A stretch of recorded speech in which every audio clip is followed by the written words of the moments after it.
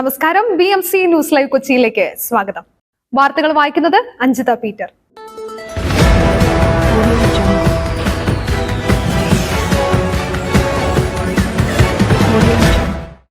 ഈ വാർത്തകൾ നിങ്ങൾക്കായി അവതരിപ്പിക്കുന്നത് Cochin Kalabhavan Angamaly franchise, powered by he life Thottakattukara, Joshmall Mookkannoor, cleanser, BMC film production and Nazareth villas.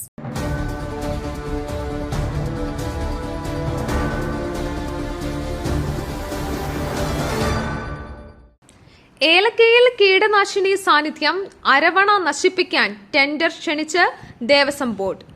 അരവണ നശിപ്പിക്കാൻ ടെൻഡർ ക്ഷണിച്ച് ദേവസ്വം ബോർഡ്. ഏലക്കയിൽ കീടനാശിനി സാന്നിധ്യം കണ്ടെത്തിയതിനെ തുടർന്ന് ഹൈക്കോടതി വിൽപ്പന തടഞ്ഞ അരവണയാണ് നശിപ്പിക്കുന്നത്. 5 കോടിയിലധികം രൂപയുടെ അരവണയാണ് നശിപ്പിക്കേണ്ടത്. അരവണ ശാസ്ത്രീയമായി നശിപ്പിക്കാനാണ് ഏജൻസികളിൽ നിന്നും താൽപര്യപത്രം ക്ഷണിച്ചിരിക്കുന്നത്. വന്യമൃഗങ്ങളുള്ളതിനാൽ പമ്പയ്ക്ക് പുറത്ത് എത്തിച്ച് അരവണ നശിപ്പിക്കണം. അരവണ ടിന്നുകളിൽ അയ്യപ്പന്റെ ചിത്രം ഉള്ളതിനാൽ വിശ്വാസത്തിന് മുറിവ് ഏൽപ്പിക്കാത്ത രീതിയിൽ നശിപ്പിക്കണമെന്നും ടെൻഡർ നോട്ടീസിൽ ദേവസ്വം ബോർഡ് പറയുന്നു. ആരോഗ്യ പരിസ്ഥിതി സുരക്ഷാ നടപടികൾ പാലിച്ചുകൊണ്ടായിരിക്കണം ഇതിനുള്ള നടപടികൾ സ്വീകരിക്കേണ്ടത്.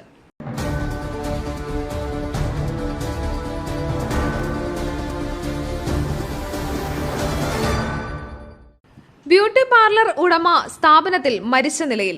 തിരുവനന്തപുരം തൈക്കാട് സ്ത്രീയുടെ മൃതദേഹം കണ്ടെത്തി. തൈക്കാട് നാച്ചുറൽ റോയൽ സലൂൺ എന്ന സ്ഥാപനം നടത്തിയിരുന്ന മാർത്താണ്ഡം സ്വദേശി ഷീലയുടെ മൃതദേഹമാണ് കണ്ടെത്തിയത്.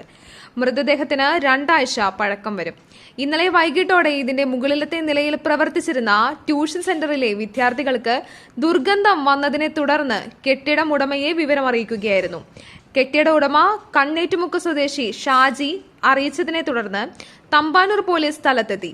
അകത്തുനിന്ന് പൂട്ടിയിരുന്ന വാതിൽ പൂട്ട് തകർത്താണ് പോലീസ് അകത്ത് പ്രവേശിച്ചത്. ശാരീരിക അവശതകളുള്ള ആളായിരുന്നു മരിച്ച ഷീല. 55 വയസ്സോളം പ്രായം വരും. ഇവരുടെ ബന്ധുക്കളെക്കുറിച്ച് കൂടുതൽ വിവരങ്ങൾ ലഭ്യമായിട്ടില്ല.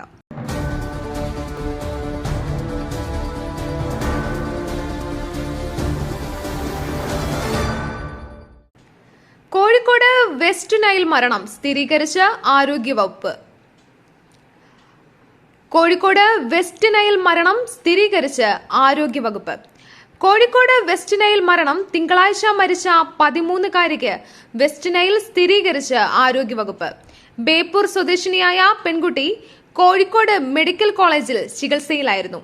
മരണം വെസ്റ്റ് നൈൽ മൂലമാണെന്ന് ഇന്നലെയാണ് ആരോഗ്യവകുപ്പ് സ്ഥിരീകരിച്ചത്. മലപ്പുറം, കോഴിക്കോട് ജില്ലകളിൽ വെസ്റ്റ് നൈൽ പനി കേസുകൾ റിപ്പോർട്ട് ചെയ്തിരുന്നു. ഈ പ്രദേശങ്ങളിൽ ആരോഗ്യവകുപ്പ് ജാഗ്രതാ നിർദ്ദേശം പുറപ്പെടുവിച്ചിരുന്നു. വൈറസ് മൂലമുണ്ടാകുന്ന ഒരു പകർച്ചവ്യാധിയാണ് വെസ്റ്റ് നൈൽ പനി. വെസ്റ്റ് നൈൽ വൈറസ് ആണ് രോഗകാരി. ക്യൂലെക്സ് കൊതുകുകളിലൂടെയാണ് ഇവ മനുഷ്യ ശരീരത്തിലേക്ക് എത്തുന്നത്. പക്ഷികളിൽ നിന്ന് കൊതുകുകൾ വഴിയാണ് വൈറസ് മനുഷ്യരിലേക്ക് എത്തുന്നത്. മനുഷ്യരിൽ നിന്ന് മനുഷ്യരിലേക്ക് ഈ രോഗം പകരില്ല. തലവേദന, പനി, പേശിവേദന, തടിപ്പ്, തലചുറ്റൽ, ഓർമ്മ നഷ്ടപ്പെടൽ എന്നിവയാണ് പ്രധാന ലക്ഷണങ്ങൾ.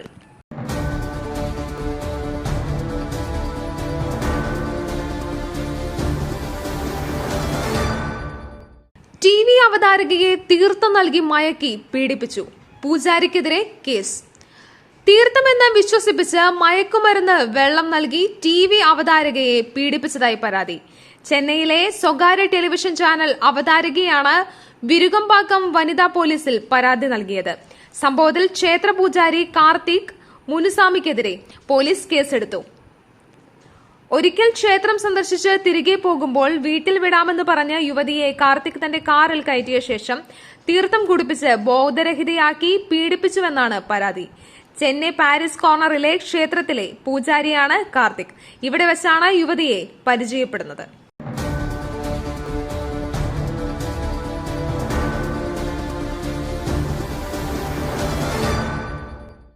പക്ഷിപ്പനി, വളർത്തുപക്ഷികളെ കൂട്ടത്തോടെ കൊന്നൊടുക്കും.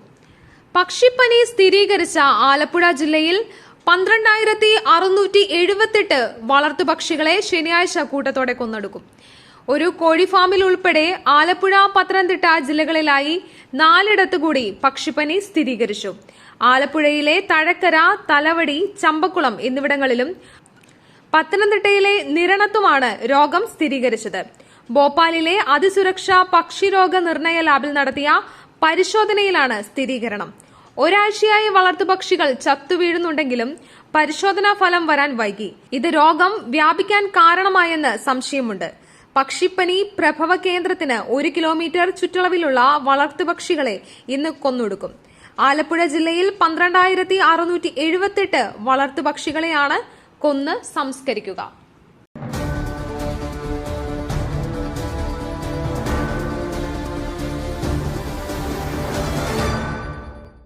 കളമശ്ശേരിയിൽ കൂടുതൽ മഞ്ഞപ്പിത്ത കേസുകൾ. ഒരാഴ്ചക്കിടെ 28 പേർക്ക് രോഗബാധ, 10 പേർ ചികിത്സയിൽ. കളമശ്ശേരിയിൽ കൂടുതൽ പേർക്ക് മഞ്ഞപ്പിത്തം സ്ഥിരീകരിച്ചു. ഒരാഴ്ചക്കിടെ 28 കേസുകളാണ് സ്ഥിരീകരിച്ചത്. 10 പേർ വിവിധ ആശുപത്രികളിലായി ചികിത്സയിലാണ്. പ്രതിരോധ ബോധവൽക്കരണ നടപടികൾ നഗരസഭ ഊർജിതമാക്കി. ജില്ലയിലെ കുടിവെള്ള സ്രോതസ്സുകളിലെ പരിശോധനയ്ക്ക് ജില്ലാ ഭരണകൂടം ഉത്തരവിട്ടു. അതേസമയം എറണാകുളം വേങ്ങൂർ ഗ്രാമപഞ്ചായത്തിൽ മഞ്ഞപ്പിത്ത രോഗം വ്യാപിക്കുകയാണ്. പ്രദേശവാസികൾക്ക് ആരോഗ്യവകുപ്പ് ജാഗ്രതാ നിർദ്ദേശം നൽകിയിട്ടുണ്ട്.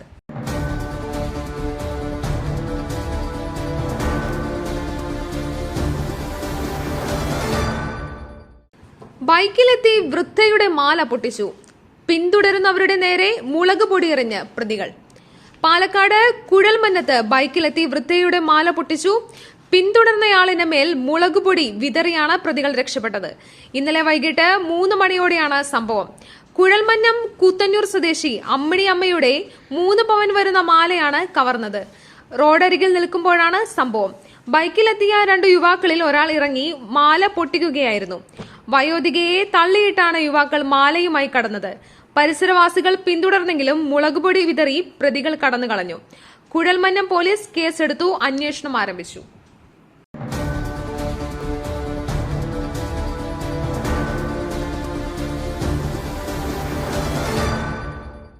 മഴ മുന്നറിയിപ്പിൽ മാറ്റം. 2 ജില്ലകളിൽ ഇന്ന് തീവ്രമഴ.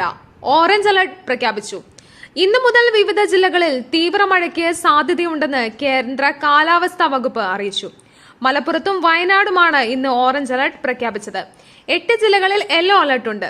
തിരുവനന്തപുരം, കൊല്ലം, പത്തനംതിട്ട, ഇടുക്കി, പാലക്കാട്, കോഴിക്കോട്, കണ്ണൂർ, കാസർഗോഡ് എന്നീ ജില്ലകളിലാണ് ശക്തമായ മഴയ്ക്ക് സാധ്യത. അതേസമയം ശക്തമായ കാറ്റും മോശം കാലാവസ്ഥയും പ്രതീക്ഷിക്കുന്നതിനാൽ ഇനിയൊരു അറിയിപ്പ് ഉണ്ടാകുന്നതുവരെ കേരള തീരത്തുനിന്ന് കടലിൽ പോകരുതെന്ന് നിർദ്ദേശമുണ്ട്.